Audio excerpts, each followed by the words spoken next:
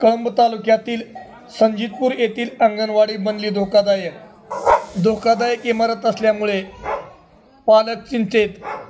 विद्यार्थ्यांना शाळेत पाठवावे की न पाठवावे असा पडला प्रश्न। प्रशासनाचे दुर्लक्ष, ग्रामीण भागातील अंगणवाडीकडे शासनाचे कशासाठी आहे दुर्लक्ष असा प्रश्न पालक वर्गातून विचारला जात आहे।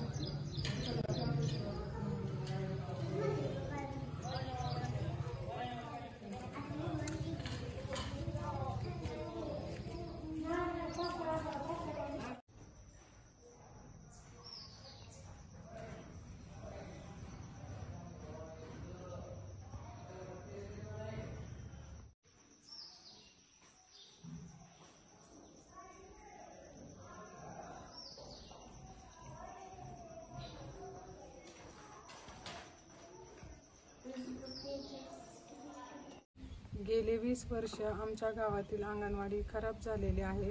आम्ही अंगणवाडीमध्ये दररोज विद्यार्थी आणि आम्ही जीव मुठीत धरून बसताय। फरशी खराब झालेली आहे।